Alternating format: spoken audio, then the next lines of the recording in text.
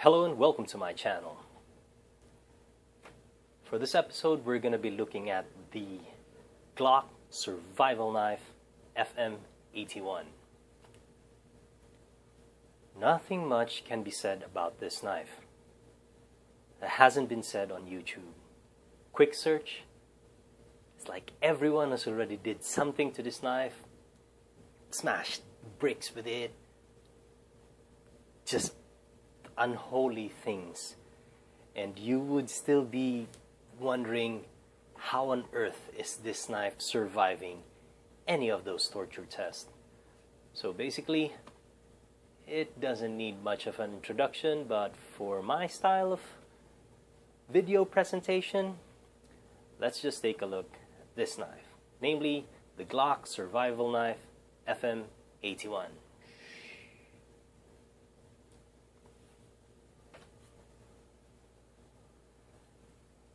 As its name would imply, it would be the Glock survival knife, and it would be distinguishing itself from the Glock field knife, which would have a designation of the Glock field knife FM78. Now the Glock survival knife FM81 is this.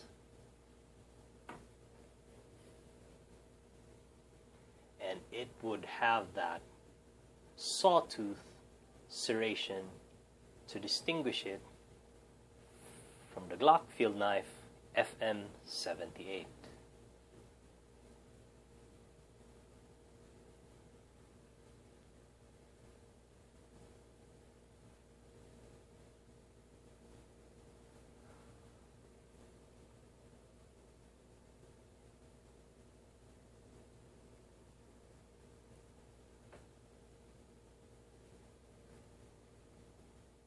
It's just a proper knife.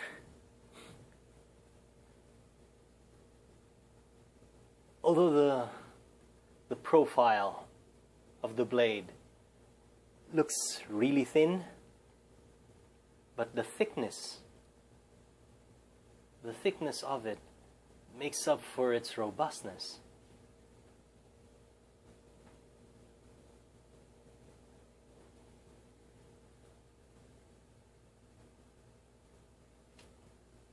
And it's got this, I don't know if it can be seen there, that's made in Austria.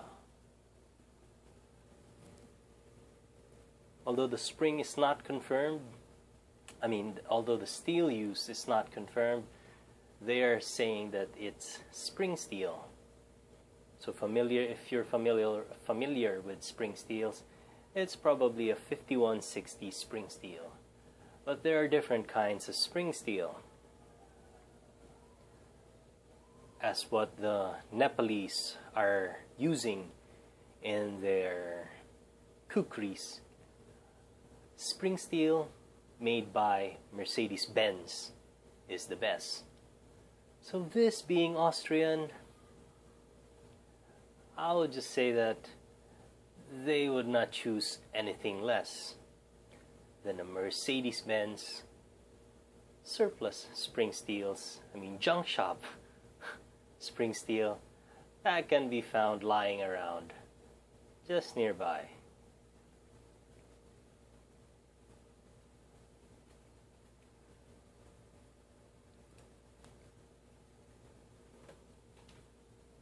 This knife handles fast, with the sawtooth serrations and a clip point. It's almost like a dagger, and it's made for piercing. With a finger guard here, and this top part of the finger guard double duties as a bottle opener. It is not lacking whatsoever in its function.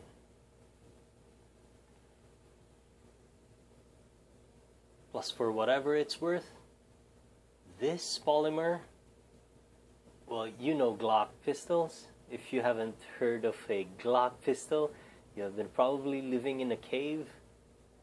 But this polymer is the very same polymer that they use for the Glock pistol. Because, yes, this is made by Glock themselves.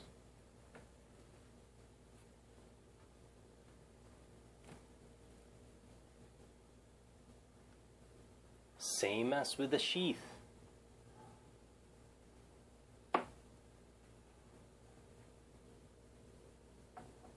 It's got a proper drain hole so that water would not be stagnating inside. It's got a proper lanyard hole. I mean, it's got a proper holder so that you can tie it in around your thigh and it won't be moving around. And this thing is not really hard for your belt to cinch in. It's really quite flexible in its way that it can do that. Slip it under your belt and then just, it's not even, you know, they're so confident in their polymer that, hey, do that, it would not break. Hey, do that again, it will never break. And the retention on this knife, because of that thing,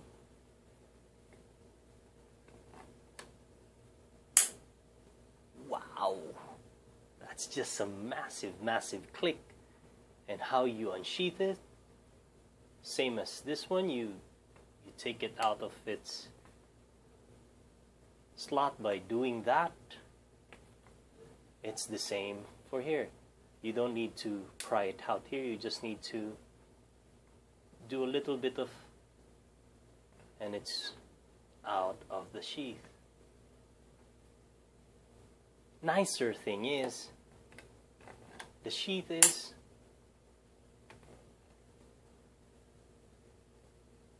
ambidextrous. This knife has been thought out. I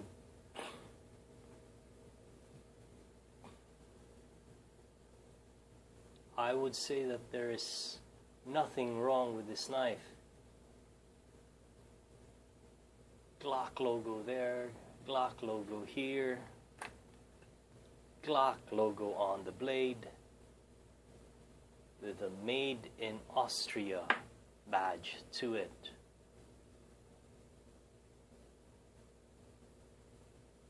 So how would it go wrong? How can it go wrong? Simple answer would be, it cannot. This knife would just chug along, chug along, chug a long way up until you yourself would be dilapidated and this would still be alive.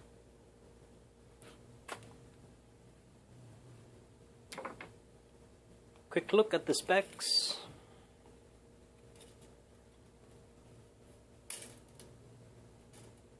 Tip up the blade up to the pommel, it's 11 inches and 1/4, 11 1/4 inches. Overall length, 11 1/4 inches. Blade area would be 6.5 inches, but the sharpened edge would be around 5.5 inches. So 5.5 inches from this area here where you can see the secondary bevel clearly, but up to the finger guard, that's 6.5 inches. The blade profile is kinda narrow. It would just be around 1 1/8 inch. What do you call this? Wide?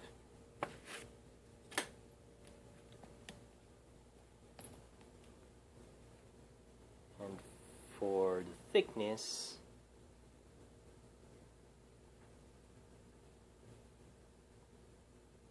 nope, this camera is really not that good on focusing.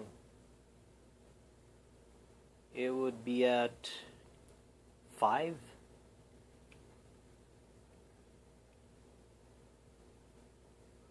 Yep, that's 5 millimeters thick of spring steel. 5160 most probably, and most definitely, or higher probability that it's a Mercedes-Benz spring steel. I don't know, I'm just making that up. It's just, it would just make sense. Them being there in Austria, you know, you do the math. Why would they get Japanese spring steels for that? If they can get the highest grade spring steels from a Mercedes-Benz junk. Just for size comparison, that's how it would look with a Valoton sub-hilt and with the classic EDC folder of the Southern folder.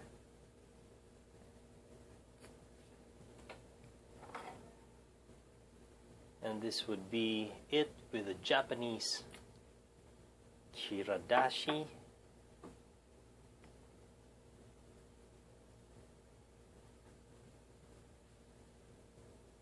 It is a little bit long.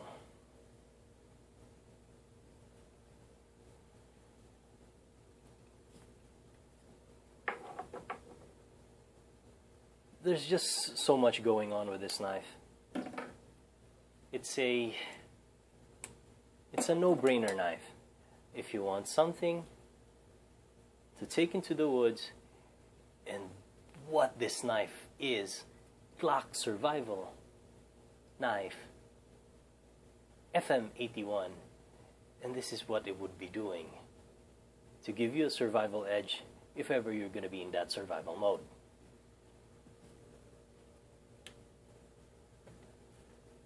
Quick weigh-in.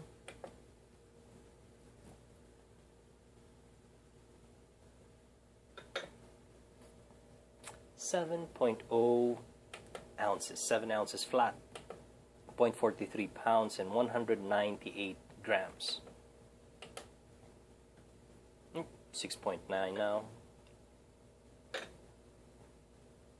6.9. You can see that clearly. Now let's put it in the sheath. Whole system now with the sheath, that's 8.5 ounces, 0.53 pounds, 243 grams, 0.243 kilograms, and we're back to 8.5 ounces. 8.5 ounces for a field knife, a full-size field knife. It's not even a folder. I mean, 8.5, it's usually a big folder territory. But this one,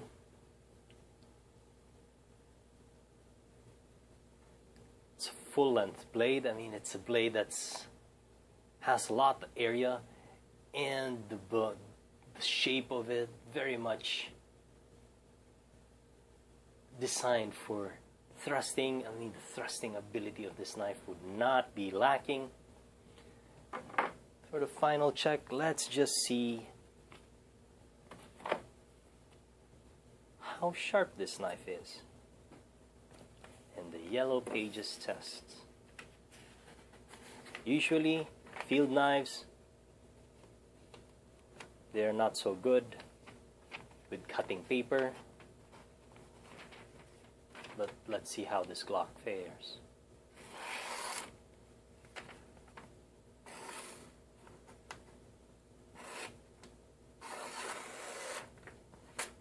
Yep.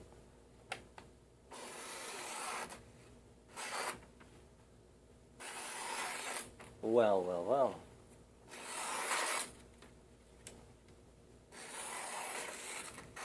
I'm sure this was not made to cut paper alone. I mean, its job would not be just for cutting paper, but basing on the sound,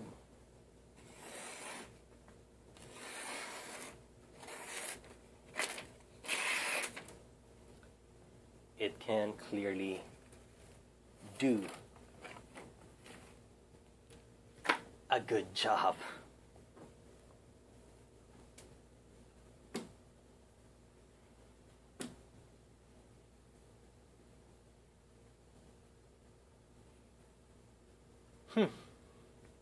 So what haven't I done? Let's see if this works.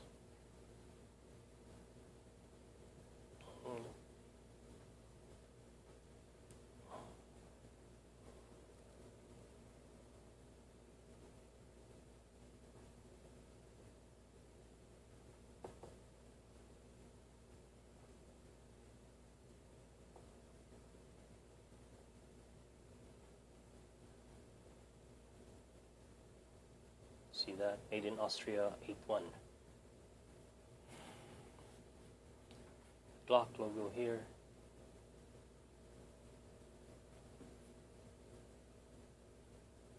Glock logo there. All the trademarks are intact. And as stated, everything is working for this knife. I can't find any fault for it. Just by looking at it, I mean, not even using it, it's all the boxes has been checked, and I would not be wanting to be in a situation where I'm going to be using it in a survival situation. But if ever you do find yourself in a survival situation, this would be one of the best choices for you to have, just in case. And there you have it, folks. I hope you liked the video. Please do leave some comments if you like. Keep it civilized. Keep the support coming. I do appreciate it. And once again, as always, I would be seeing you guys in the next video.